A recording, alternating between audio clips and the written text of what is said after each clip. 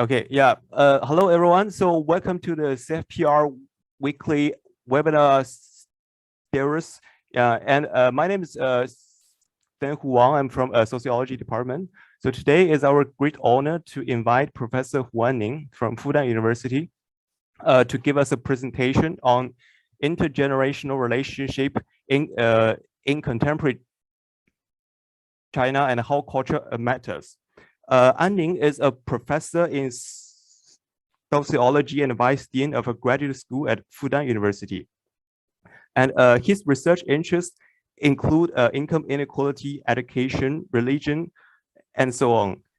He has published more than 90 academic articles and 3 monographs. And many of his research has been published in prestigious outlets, including British Journal of Sociology, Social Science Research, Journal of Marriage and Family, and so on. So we're very looking forward to this presentation. So let's give the time to Professor Hu. Yeah. Okay. Thank you very much, Sen Hu. It's my pleasure to be invited to give a talk, at the CFPR. What would you call it? The webinar or talk or whatever. It's good. It's my good pleasure. So today, I think according to the plan, I'm going to talk about this topic for around 40 or around 45 minutes, which is followed by the Q&A session. But because the internet is not quite stable, I'm going to turn off the video and keep sharing the PowerPoint. So okay, how can I stop my video? Okay, so this is this talk is about the intergenerational relationship in contemporary China, and my focus is on the culture, and this talk will be based on several articles and published with several other scholars, and this would be placed under the background, against the background of the rapid aging and a very very rapid aging of the Chinese society. And this is the data according to the 2020 census. This is a percentage of people who are aged over 60 years, and you could find that for example Shanghai, this is where I'm staying. This percentage could be as high as over 20%, so 23.4%. This is a very high percentage. But if you look at the northeastern part, this is also very in a sense very remarkable high percentage of old people within the local population. So this is the general situation of China, the rapid aging. So in this situation, one question that people would ask is, how can we take care of the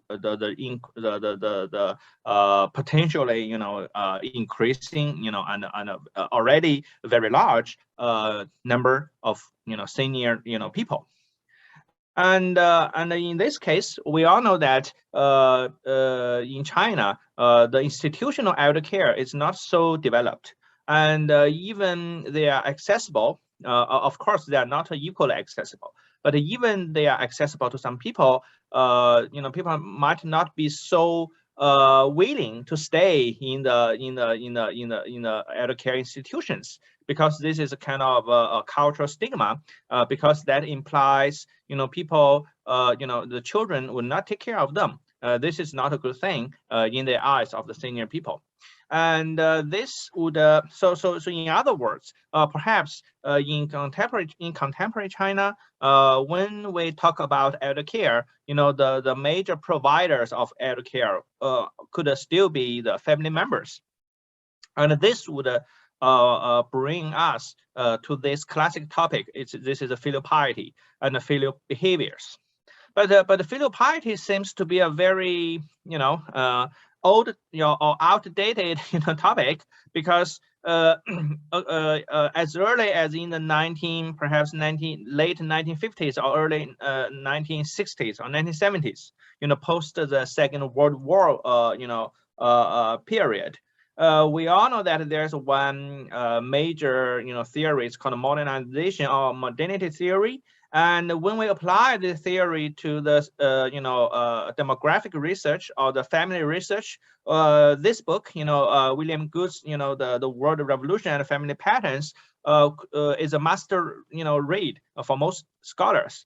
And according to his idea, the traditional ethics or traditional moral values such as filial piety would gradually, die out, in the East, for example, in Eastern Asia, because of this modernization, industrialization, process.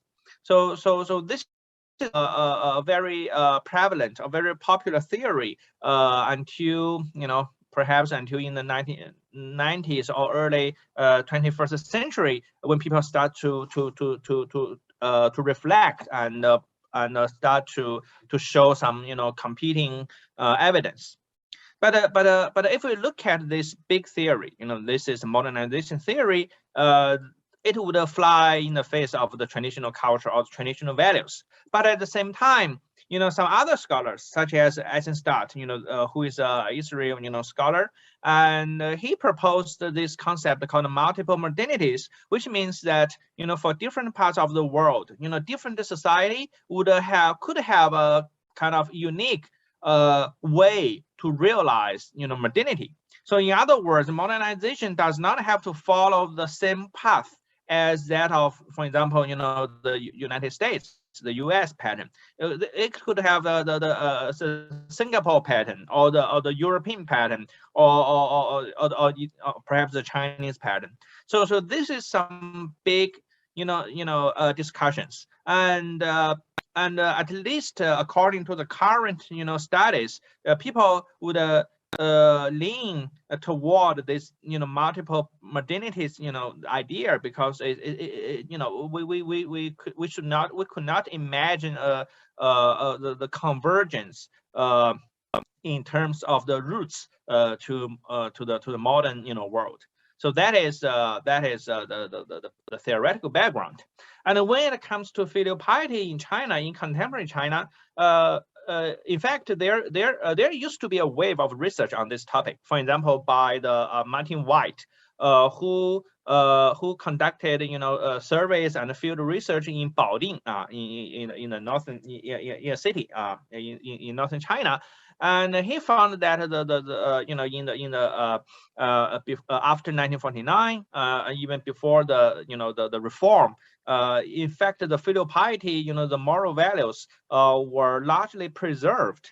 And the connection between, the intergenerational connection, between children and parents, in fact, was strengthened, by the central planning economy and the living arrangement. But after 1978, after the reform, when we study the filial piety, there could be, in a sense, there could be three stages.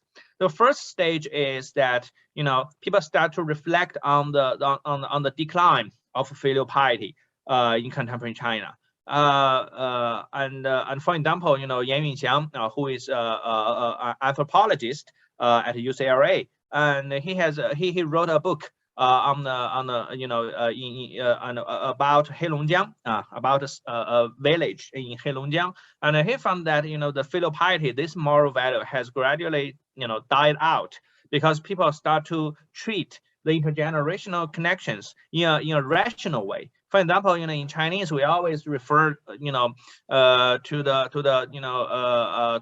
term called enqing, right? Enqing.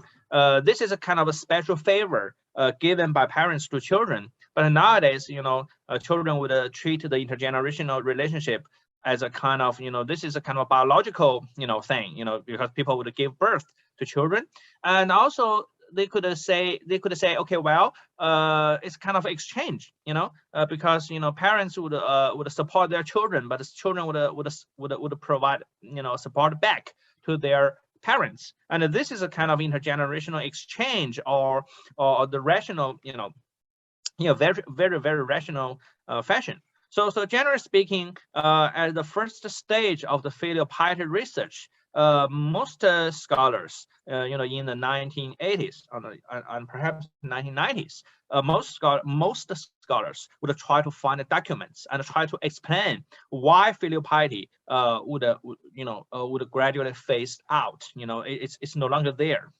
But as time went on, people start to find that, well, perhaps filial piety did not die, and it could still have certain, kind of social influences, and it could be supported, or it could be supported by some social, or institutional mechanisms, and it's held, it's embraced in a sense by the young people. So for example, in the late 1990s, there were several waves of small scale, not large scale, but small scale, survey conducted among the young people. For example, middle school students or college students, and researchers found that the moral values of the filial piety were accepted, mostly accepted by the young people, and it could have some, certain kind of positive social functions. And when we transit to the third stage, we could find that, most, at this stage, scholars start to think that, perhaps filial piety is no longer the, today, the filial piety today is no longer the filial piety, 2,000 or 3,000 years ago, because the meaning of filial piety varies, from the past to the current, to the contemporary China. So a major model, theoretical model, in fact, this is a model proposed by psychologists. That is very interesting. It was not constructed by the sociologists or demographers. There's a kind of the basic dichotomy. One is kind of a reciprocal, filial piety. The other one is called authoritarian filial piety. This is the most traditional one, in the sense that when we think about there's a kind of suture of filial piety, Xiaojing. This is a very famous book, and in this book you could find all kinds of, scaring, I would say scaring stories about how to practice filial piety. Children even have to sacrifice their lives to support their parents. This is kind of too extreme, but this is the one major book to describe the meaning of filial piety in traditional China. So this is a kind of the authoritarian type of filial piety. Can be understood to be the traditional version, because there is a kind of a hierarchical relationship from parents to children, and the children have to follow the almost everything provided by parents, and there's a kind of unequal relationship between them. But at the same time, according to this model, it's called a dual model, 双元 dual model. The reciprocal, filial piety would emphasize the blood connections, or the bonding, or the natural bonding, affection, between parents and children. And if we follow this kind of filial piety, children would take care of their parents, not because they are their parents are superior to to them, but because they are family members. They are from the same family. So because they have this kind of blood connections. So this is another type of filial piety that gradually emerged, in the social development or the social transition of Chinese society. So this is the theoretical, background. And now we can take a look at the relationship between the filial piety and the filial behaviors. The data I used it's from the CGSS 2006. It's kind of old because when I wrote this paper, the latest waves of CGS were not collected. But if you look at the CGSS, for example, 15, perhaps, or CGSS, 17, the filial piety questions came back. So they collected the same kind of questions from the CGSS 2006 and re-asked, those questions in the recent waves. That would be a good thing for those who want to study filial piety. But unfortunately, those latest waves were not available when I wrote this paper. So there are generally 6 statements, and you can treat it like a scale. And people use this batch of questions to measure one's adherence to the filial piety ideology. For example, be grateful for your parents' nurturing grace. No matter how bad your parents are to you, still treat them kindly. Give up your personal ambitions and fulfill your parents' wishes, and support your parents to make their lives, more comfortable. And the children should do something to make their parents glorious. And in order to pass on the lineage, at least one son must be born. So you could see that those 6 questions would approach the filial piety from different perspectives. And the filial behavior, for example, give money, help with housework, such as house chore, assistance, or to listen to parents' thoughts. This is kind of the affectional support. And I also can consider several control variables. The model, sorry, this paper was published in Chinese, so I just quote the original table, and you could find that there are 2 types. This is reciprocal filial piety, which would refer to the be grateful to your parents, to treat your parents kindly. You should try to make sure to make your parents' life comfortable, and try to increase the glory of your family. So, but at the same time, we have several items loading on this dimension. This is called authoritarian filial piety, such as you could sacrifice your own ambitions to meet the wishes of your parents, and also you should at least to have one son to perpetuate your family line. So these 2 items would point to this dimension. This is called authoritarian filial piety. Okay. And this is the basic descriptive information. I think it's not quite informative, because it's consistent with our intuition. For example, this one, people generally agree, but this one, to give up one's own ambitions and this is not so widely accepted by the people. Okay, and also this son preference, to perpetuate the family line, and to give birth to at least one son.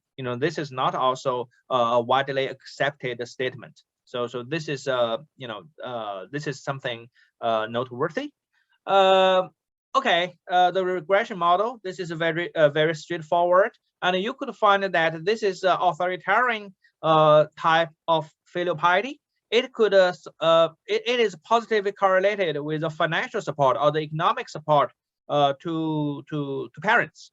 And in terms of the reciprocal filial piety, it could promote the support, the kind of the affection, 情感, how should I translate the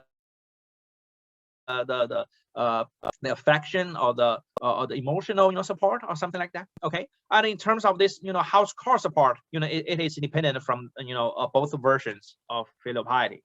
So generally speaking, we could find that when we try to interrogate the relationship between filial piety and filial behaviors, it's not so normal, or it's not so natural to jump from this one to this one. In fact, different understandings of filial piety could lead to different types of behaviors. So since now we could specify at least 2 dimensions of filial piety, we could make this picture, you know, more comprehensive, more complicated, because different versions of filial piety could be related to different types of filial behaviors.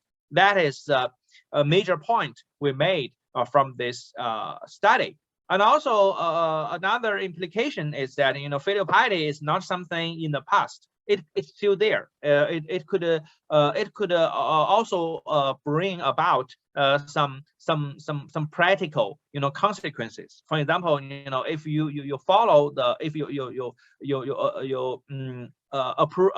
approve this filial piety, you know, values, you are more likely to engage in certain kind of, you know, filial behaviors. That is kind of the cultural motive for the elder support provision, and this is another point we made in this study.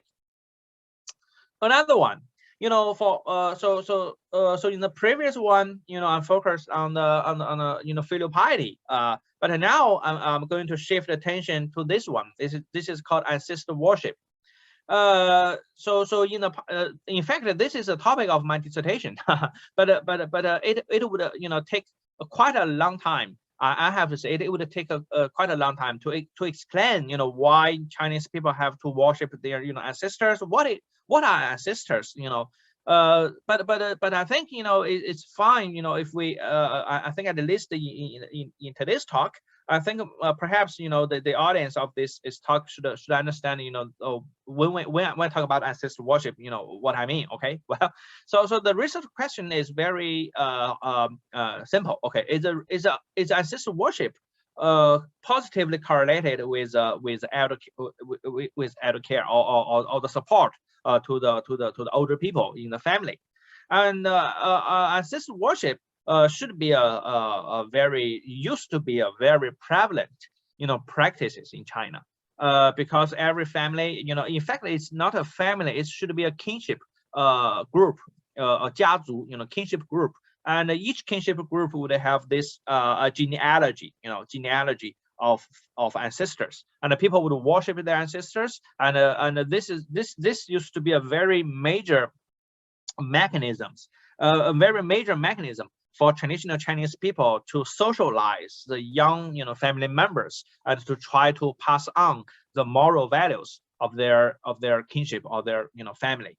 And this is another famous book, you know, it's called Under the Ancestor's Shadow, but it was written by anthropologist, and it refers to the old, you know, China. But what I'm going to do is to try to check, you know, whether or not ancestor worship is still relevant in contemporary China. Okay, so so as I just mentioned, you know, the adult children should be the main providers of adult care. But if we follow this line of thinking, another question is why? Why should the adult children would care, you know, should, you know, provide this kind of support to their parents? Well, if we follow the exchange perspective, you know, such as it's kind of mutual aid model, you know, so you help me, I help you, so you scratch my back and I scratch your back. So this is a very rational kind of a market exchange, you know, perspective. But the problem is, again, you know, why? How can you make sure, you know, when you are old, your children would support you? Since you would support your children first, right? You have to provide the you know, the clothes or the food to the children, and try to raise them, you know, bring them up. And then when you are old, how can you make sure? The question is, how can you ensure your children will repay you, will pay you back? You know, by pay, you know, I'm not meaning the monetary, you know, return. It could refer to the house call support or the emotional support. But the bottom question is, how can you make sure they will do that? You know, it's you don't sign a contract with your children. Okay, well, so the only way to make sure your children would support you back, to fulfill this so-called mutual aid or exchange model is that you should provide some normative, forces. In other words, your children should feel that they have this kind of obligation. They should do that. This is something they must do. But this would not related to the institutional logics. It's not related to the money. It's not related to the support provided or received when they were young. But it's related to the culture. It's related to the the socialization process, the cultural forces that could make sure their children would support themselves. And in this regard, I would argue that ancestor worship, it could serve as a very major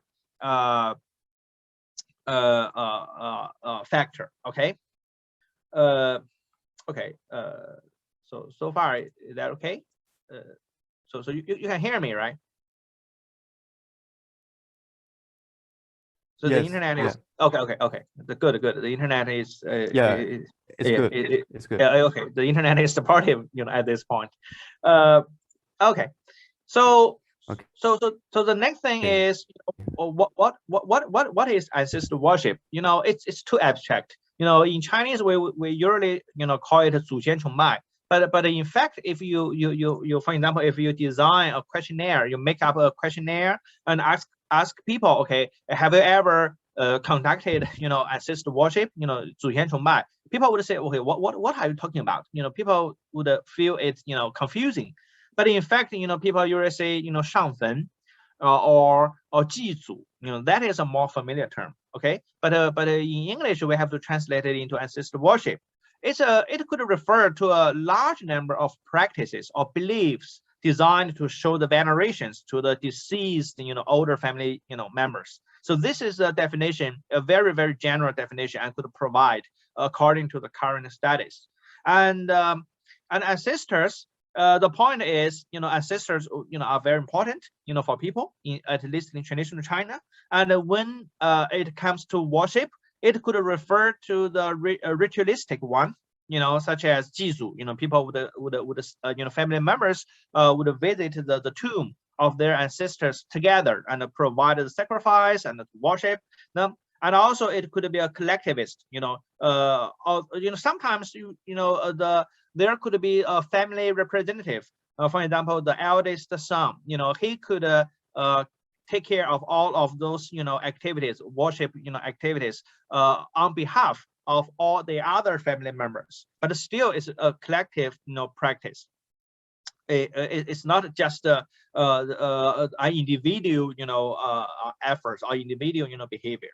So this is a very brief definition of ancestor worship, and it could be positively related to the elder care, because if we follow the idea of ancestor worship, we should care about this the older people in the same family because they are family members. So this is a kind of, because of this kind of a horizontal relationship, we are the family. Okay, this is what I mean, the common aspect.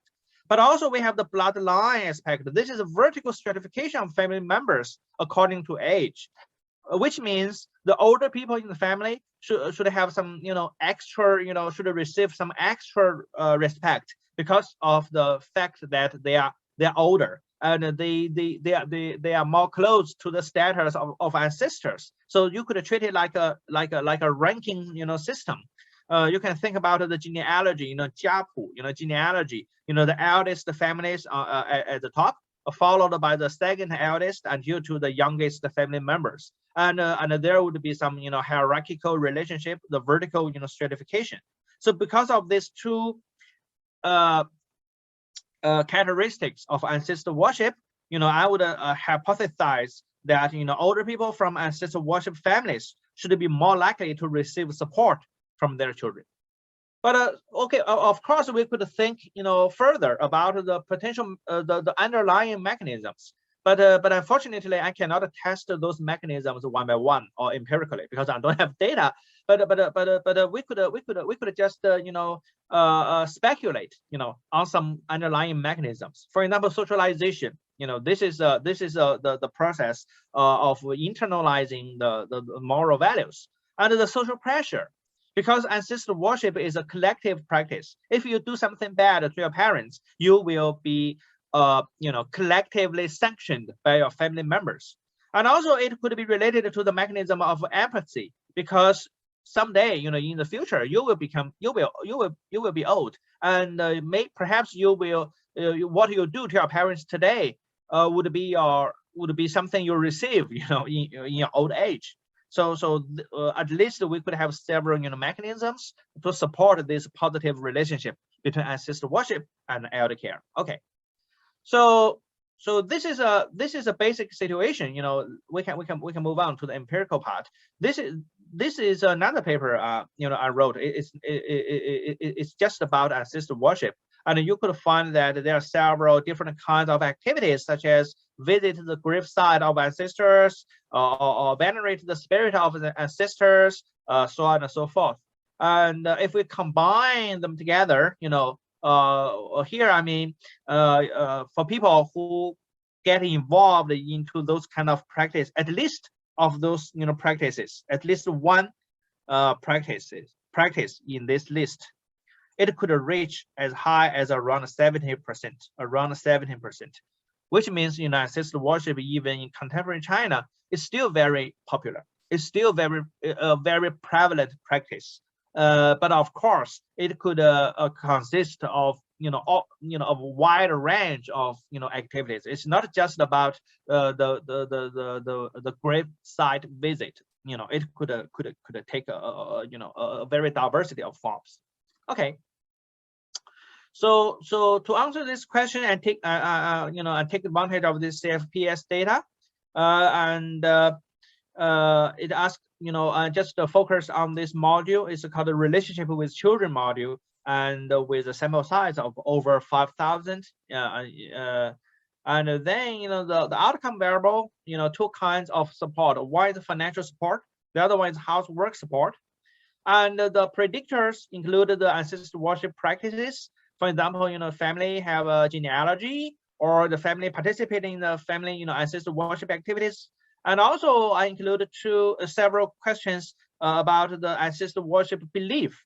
For example, how important someone would miss you after you passed away, okay? And how important your family would be continued by someone. Okay, this is a succession from generation to generation.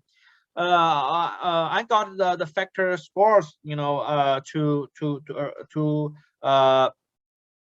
represent this practice and the belief dimensions of ancestor worship, and also a lot of control variables, multi-level logistical regression, because some ancestor worship practice measures those items are measured at the family level, not the individual level.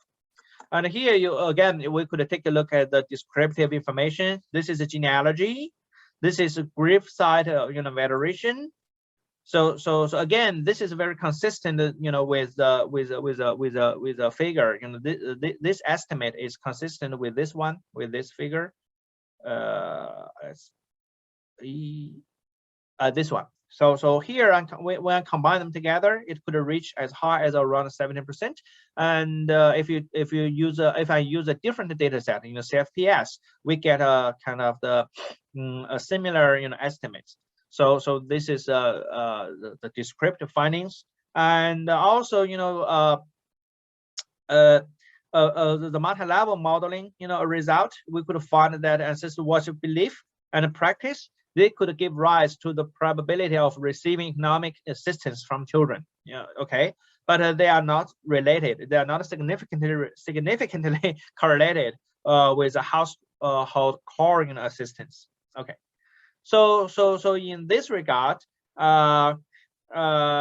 it seems that ancestor worship could be something related to elder care. But of course, it could be driven by some, confoundedness. We could imagine, some potential confounders, but the problem is, it's not so easy to conduct research on ancestor worship. Because I'm working on causal inference, so I know this is kind of the correlation, not causation, because ancestor worship could be related to a lot of other factors, which at the same time affect elder care. But the problem is we have no data. It's the data on ancestor worship is so scarce, in contemporary China. So in this case, I would say this the conclusion is suggestive. It's not conclusive, because we cannot control for the potential confounders. So a little bit more about ancestor worship, which I think might be of interest to the audience of today's talk. Maybe we could extend the scope to include the whole process of the demographic process, the different stages. For example, marriage, give birth to children. So this is the whole procedure of the demographic process, so marriage, child bearing, and the classic topic, the son preference. And what's the relationship between ancestor worship and these different stages of the family formation process? This is another paper I worked on, and we could. This is the survival data analysis model, the Cox model. And we could find that if you are from the family with a genealogy, Jiapu, okay, or your family visit the gravesite frequently or regularly, you would get married early. Okay, you would get married early, and this is a time to event analysis. And also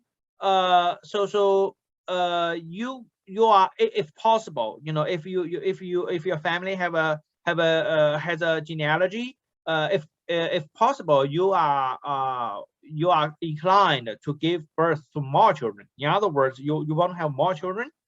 And also some preference is kind of always positively correlated with ancestor worship activities. Here I can only focus on activities. They are in other words, ancestor worship is also related, positively related to the son preference. So this is a kind of a little bit more about ancestor worship, and it's in other words, ancestor worship is very prevalent in contemporary China, and also it's related. And I cannot say it would causally cause something else, but is at least I could empirically show that it's related to the marriage, the timing of marriage. It's related to the fertility, intention. It's also related to the incline, the propensity of son preference. Of course, it's related to elder care provision. So it's very the influence of ancestor worship could be very comprehensive. Okay, so the last one. This is I think this is a very interesting one, because when we talk about elder care, the patrilineal principle, which in traditional China would posit that the major provider should be sons, should be the male children, and the female children, their daughters would go away, would leave the family once they get married. Okay, this is an old traditional pattern. But in contemporary China, there is a large number of empirical studies to suggest the rise of daughters, in elder care. In other words, for the older people who have both daughters and sons, usually daughters would be more active than their brothers in terms of the elder care provision.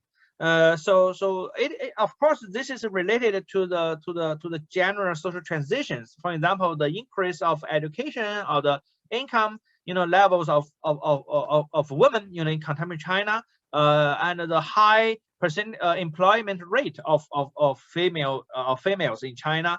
So this is a general thing. But what I want to study is whether or not the intergenerational relationship is gender balanced, or the gender symmetric, or it could be gender symmetrical. So this is something I want to see. And I use the data as kind of pilot survey of the China longitudinal aging social survey. This is a pilot survey, and I try to use a parent-children records. I try to change the data format, and the upward transfers, which means what children would provide to their parents, including money, food, gifts, household chores. So the material support, and the emotional mostly the material support, and the downward transfers, which means what can be transferred from parents to children, and it could include the purchase or decorate the house or apartment, to provide money, food, or gift, and then make a bequest, to leave the something to their children in a will, and also the household core support. I control for many control variables, including the parent fixed effect, age, household registration status, education attainment, so on and so forth. And I use the simultaneous equation models to check the result. And the major conclusions can be summarized by these two figures.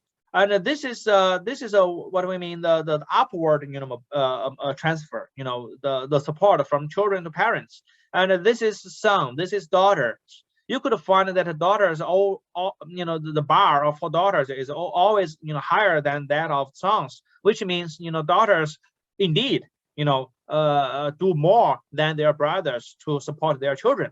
But the contrast pattern is, if we look at the downward transfers, in other words from parents to children, well, the situation is totally reversed, because in terms of bequest preference, the parents would love their son, and the household apartment decoration or purchase son, the housework household core support their son, and the financial support money or gift or food also their sons. So this is a kind of typical symmetrical situation. It's not balanced, it's not gender balanced. In other words, if I use one term to describe the situation of daughters, they provide more, but they receive less. They are provided less. They are providing more, but they are provided less. So this is a general situation. And following this descriptive pattern and controls a lot of things, such as demographic factors, the living arrangement, sibling characteristics, so on and so forth. And the basic pattern would not change. So I'm going to skip the details. So generally speaking, the intergenerational relationship is not, it's featured by the gender imbalance. It's not featured by the gender balance. And it's related to the structural lag, because perhaps the older generation, they are still the old-fashioned people. They have the very strong inclination of some preference. But for the young children, young adults, they were raised in a different social cultural environment, and perhaps when they have children, since now a couple could have more than two children, right? So if they have both son and daughters, maybe they can be more neutral. Okay, they could provide some equal support to their children. Okay, so that is the talk. Okay, thank you very much. Thank you. Okay, thank you. Okay, thank you very much for Professor Hu's very interesting presentation. So I think from the presentation we can have a very comprehensive view of the intergenerational relationship in China. Yeah, I think now the audience must have a lot of questions, yeah, for this very interesting study. You can either speak to the Professor Hu or type your question in the box. Okay, then Mu Zheng, do you have a question? Yeah. Hi, Professor Hu. Thank you very much for this very comprehensive presentation. And so basically, I think I have two questions. And the first is about this differentiation between filial piety and the filial behaviors, and to correspond them to this more mutual and authoritarian intergenerational relationships. And so particularly, I'm curious about your like rationale behind naming authoritarian in contrast to mutual, as a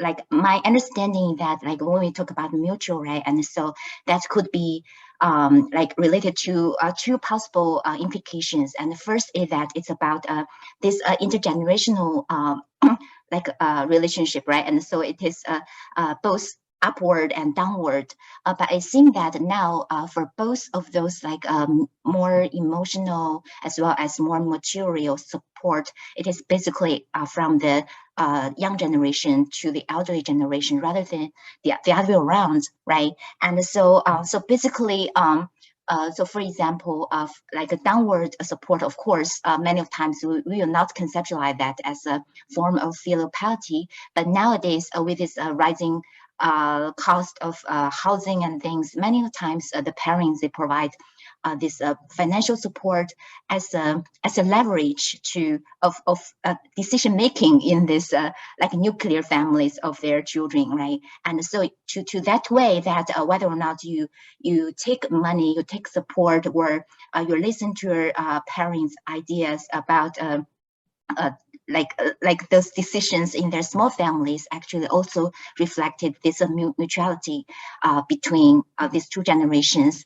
And then like secondly, of course, regarding this mutual relationship, sometimes it's more it has a very emotional connotations, right? Meaning that to what extent that you feel like connected and feel like intimate with your parents. And so regarding that, it seems that I see there are some questions trying to capturing that, but I'm wondering that are there like like other more direct and like accurate measures for in that regards, right? And about like many times we basically listen to our parents just as a way of showing respect or obedience rather than this like genuine intimacy and connections and mutual understanding, right? And so that's that new dimension of this mutual relationship probably is more relevant for like modern or contemporary parent-child relationships, right?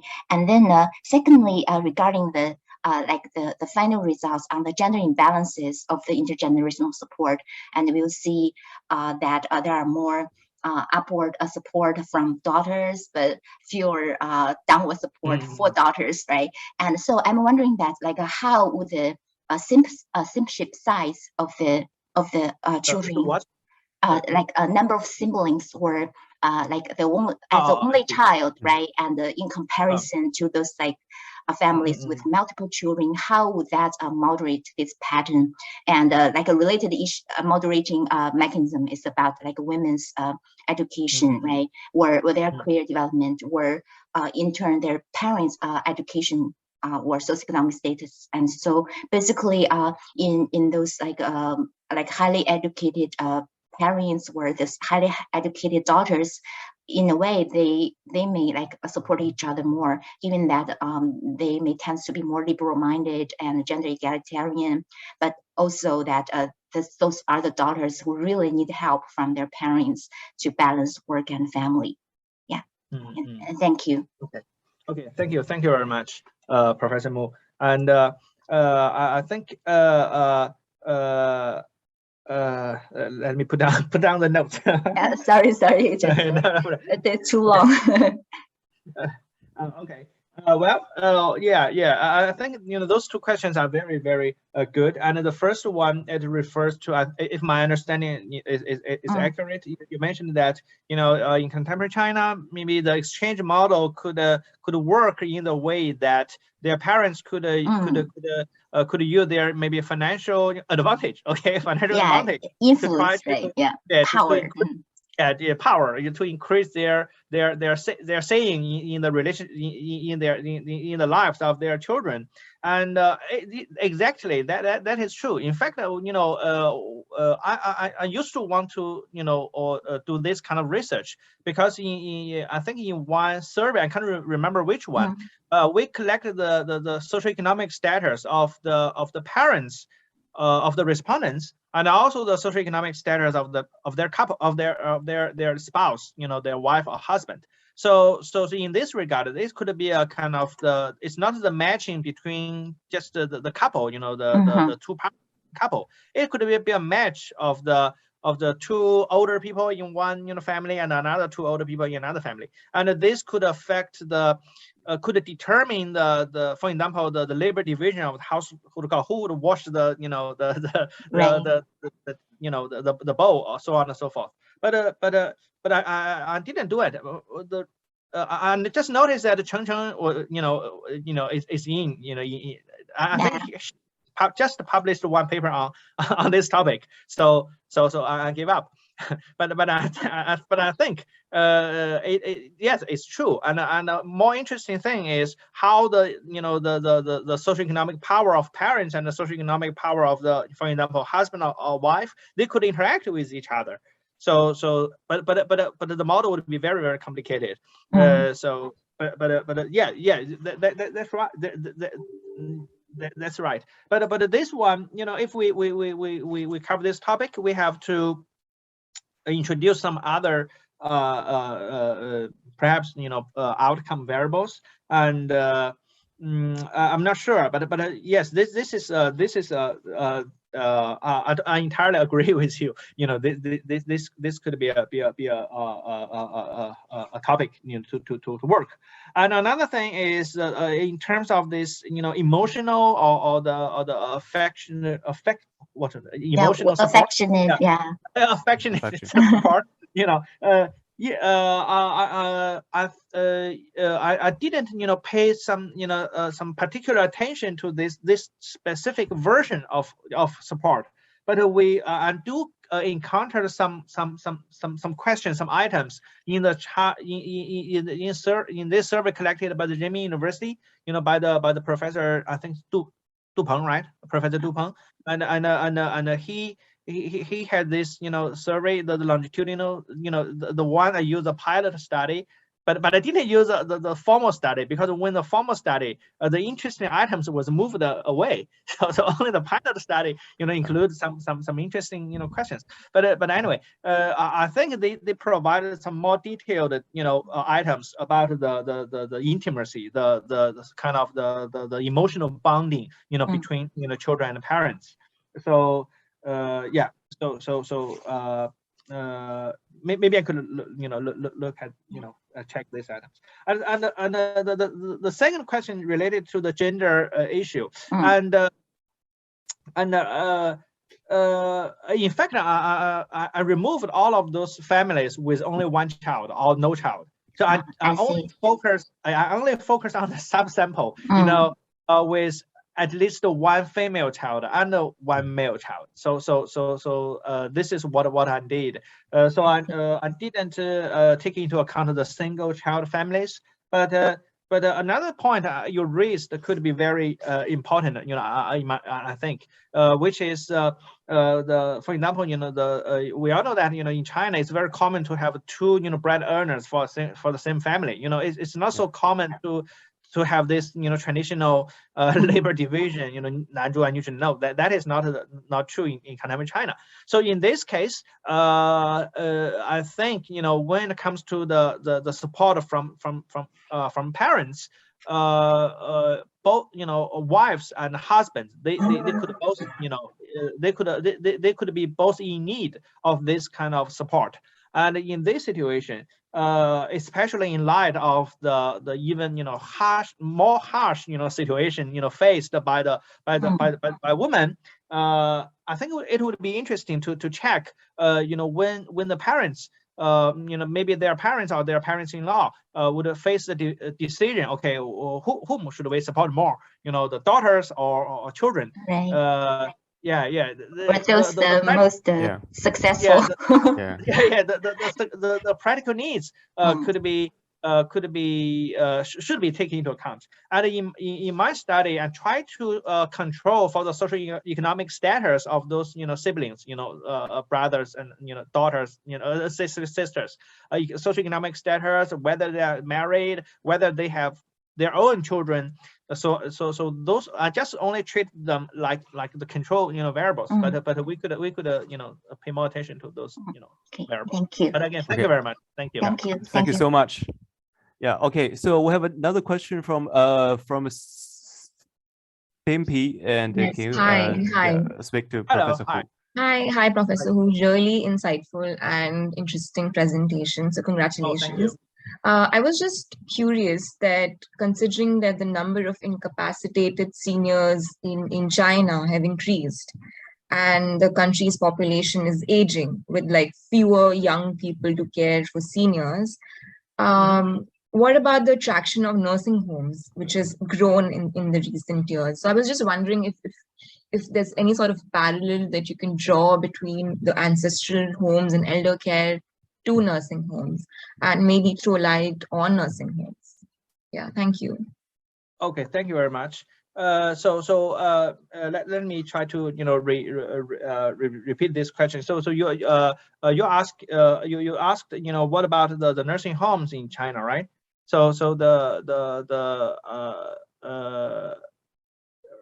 Yes. I mean the older population is growing, but there are fewer young people to take care of the seniors. So yes. But here, because I just talked about something related to ancestral worship. So when you mention a nursing home, there could be two types of nursing homes. The one is the professional one, the one we could come across almost every day. But sometimes, for example, in some small village, they could have this kind of nursing. I'm not sure they would call it kind of a nursing home, but this is a place they could help to support the older people in the local village. So I think you just mentioned the nursing home should refer to the modern one, okay, the modern one, the one supported, where the older people could be supported by some professional nurses or doctor or physicians. And I think I didn't look into this question directly, but I used to work on paper where we ask people, if you have several options. For example, you have the older family member you could support by yourself. They could be supported by the government. They could be supported by themselves. They could be supported by their children. And if people are given different options, I think around maybe the number is not so accurate, but at least around half of the respondents would choose support by their adult children. So in this regard, the nursing home is not perhaps we could say it's not so prevalent. It's not a very popular option for many families. And also, I think there are some field research, qualitative research conducted in Beijing. I ever read this kind of research, and they interviewed people living in some nursing homes, and they think it would be better if their children could take them back to home. And living in the nursing home might not be a very popular or welcome, option, for the older people. So that is why in one slide I mentioned this. People could have certain kind of cultural, not a repulsion, but a kind of would treat living in a nursing home as a culturally not so so normal, because when most people could be supported by their children, they want to follow the same pattern. But again, it depends, because China is very large. If you check Shanghai, look at Shanghai, maybe most people would find it to be fine. But if you check some some provinces in the western part, especially in some underdeveloped provinces, people might still prefer the support from their children, especially from their son, perhaps. Okay, thank you. Thank you for the answer. Thank you very much. Thank you very much. Okay, thank you. And and also Hushu also has a question. Yeah. Okay. Hi, Professor Hu. Thank you so much for your rich presentations. I have two questions. The first one is kind of related to the question by Mu Zheng about the gender imbalance, the last paper you presented. I was also wondering about the relative socioeconomic status of sisters and brothers within the same family. Given that we have strong like homogamy and marrying up even for women. So maybe within the same family, sisters do have a higher socioeconomic status than their brothers, and parents tend to provide more support to their sons to kind of balance.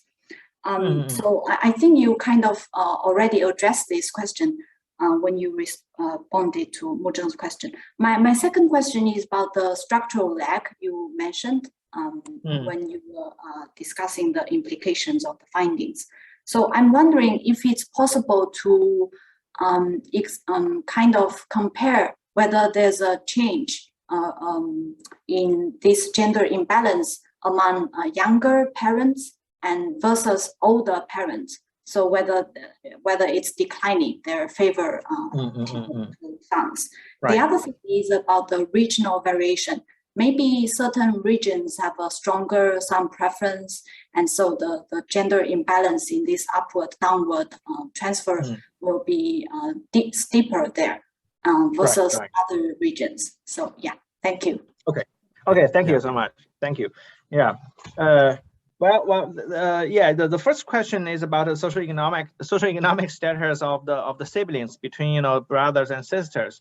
Yes, I didn't look them. I just treated them like a control variable. But maybe perhaps the parents would give more money to their brothers because their sisters are richer. Yeah, I think I can check this if this is true. The second one, the structural lag. Yes, but the ideal research situation is to make some comparisons. But the problem is the younger generation, the young adults, their own children are still kids. Okay, so they what they need to do is just to provide everything to support those little kids, to try to raise them up. But perhaps maybe after 30 or 40 years.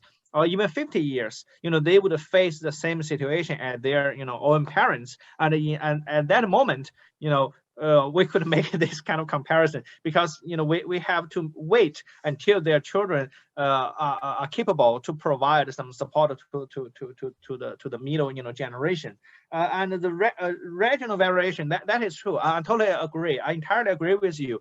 I think the if especially the it's not just the urban rural difference, it's a kind of just the regional different parts of China. Yeah, that's too complicated. For example, if you check the situation in Shanghai, it's very modern. Okay, it's post-modernized, but the problem is if you get out of Shanghai and for example just go to Zhejiang, I read a paper about the Zhejiang province, and it's so traditional. That is that is a big surprise for me, because I thought, Zhejiang should be similar to Shanghai in many aspects, but it turns out that, this impression is wrong. It's not accurate. So yes, it's true. Yeah, the regional variation could be very strong, and yeah, it could be one direction for research. Thank you very much. Thank you. Yeah, and I think it is. I think it is also possible that, for example, in the region with a lot of ethnic minorities, and also people's values can be very different. Yeah, from the traditional or from the urban China. Yeah, so yeah, I think this is a very interesting idea. Right. Yeah. Right. Okay. Right. So yeah. So now the presentation is so interesting. We still have 2 questions. Now we have a question by Qiushi. Thank you, Professor Hu, for this very interesting presentation. Firstly, I appreciate your studies in this field, because the role of filial piety is kind of a core question for the Chinese aging studies. And then I really like your point to link this to modernization theory. And then obviously, filial piety will determine who to take care of the elderly people, which is the most important issue. So based on this, I have a general question on this field. Whenever I read paper in this field, I feel like, first of all, the modernization theory make it quite clear that is the traditional family value kind of decline. But how special is China in terms of filial piety? I mean, I see the similar phenomena in the Middle East countries, especially the Muslim culture, very strong filial piety culture. Yeah. And I see the same thing in India, very strong filial piety culture. And also within Europe, obviously, we all know that the Nordic country may not have it, but the Britain, and especially I think the Spanish people and Italians have very strong filial piety culture. So this question is for you. I'm thinking, how special is China in this regard? I mean, regardless of the specifics of Chinese culture. So how special is China, and how special is the transformation of Chinese filial piety, internationally speaking? Yeah. Okay. Yeah. Okay. Yeah. Thank you very much, Professor Feng. And this is a very intriguing question, because yes, I think I agree with you that perhaps I think this is not something unique. It's not a China exceptionalism, right? Yeah. It's not. So this kind of if we so in the past, if we check the convergence thesis, following good book, we would collect evidence to support this kind of argument. Eastern Asia would converge to the pattern of America or the Europe, but it turns out that this conclusion is too simple. Perhaps it's not the case, and in China, I think. For example, I didn't conduct the society comparison, but I think if we look at the pattern, the filial piety pattern, or the filial piety or filial behaviors, it could be a common thing. People could even sacrifice their own interests to support their parents. We could find this kind of people, perhaps in a large number in China, but also we could find this kind of individuals in India, maybe in Eastern Europe, or maybe perhaps in Singapore, perhaps. So I don't know, but I just hunch. So this is if we look at the behavior aspect, it could be the same. But if we check the motive behind this kind of behaviors, that might be a point. Different societies would depart from each other. For example, in China, the ancestral worship belief or the filial piety, it's a kind of maybe we could link it to Confucianism, but some scholars would reject this idea. They said, okay, everything is related to Confucianism. Okay, but at least we know this kind of filial piety is secular. It's not about any transcendental imagination.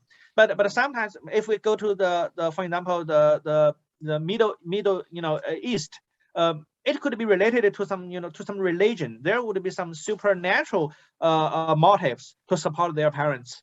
And just to speculate on this kind of question, I think if we check the external behaviors, it could be similar to each other. But if we check the underlying motives, why would you would like to do this? It could be the place. Different societies could be different. But of course, I'm not sure it is always the case. China could be similar to Singapore. I don't know, but I think the secular and the religious difference could be one dimension. Just speculate on this. Sure. Thank you. Okay. Yeah. Thank you very much. Okay. Thank you. Okay, so we have one last question from Tae Kim. Yeah. Please go ahead. Hey, Prof. Thanks for the very, very nice speech. I'm Dae Kim. you. A PhD student in NUS.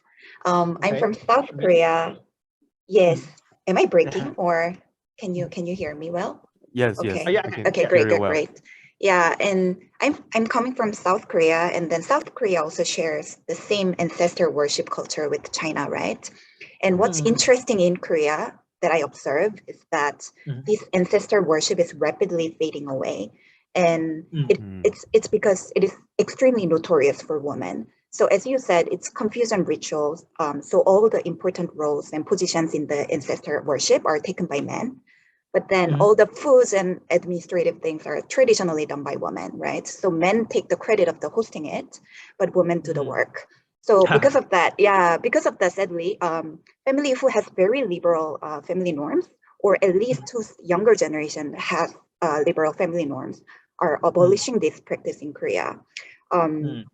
Yeah, so many generational conflicts also are happening, especially like between parents-in-law and wives on the matter of keeping this practice or removing this practice. And things are also changing rapidly in Korea. So wonder these kinds of situation is also happening in China, and if ancestor worship is just still done by most of the families, regardless of their family norms, or it is more and more held by only traditional families and not by liberal families. I think that can be the key component that I wanted to hear from you. Yeah. Okay. Thank you. Thank you very much. Thank you. Yes. I think you're right. In terms of ancestral worship in China, I think the one thing that is similar to South Korea is that the practice could be performed by some family members of that kinship group, not necessarily by his wives, spouses. So this is one thing. So another thing is, in fact, a lot of practices of ancestral worship cannot be done, as China, initiated and strengthened the urbanization process. Because, for example, in Shanghai, you cannot, have a large, scale, rituals to venerate your ancestors. That's impossible. And of course, the Hong Kong. Or Beijing, you cannot imagine this kind of traditional activities. So in this regard, I just speculate on this kind of things. I think China could be similar to South Korea in terms of the gradually decline in terms of the traditional practices of ancestral worship. But another thing I want to raise is that perhaps the belief is still preserved, and this might be a place where China could differ from South Korea, because as far as I know, maybe I'm wrong because I never went to South Korea before. But according to some worldwide surveys, South Korea, in South Korea, a lot of people, they converted to Christianity. So Christianity could be a very major cultural force in people's daily lives. And in this situation, there would be a kind of tension between the traditional, ancestral worship or filial piety idea and the Christianity, theology. There would be some, tension and a conflict between them, and this would be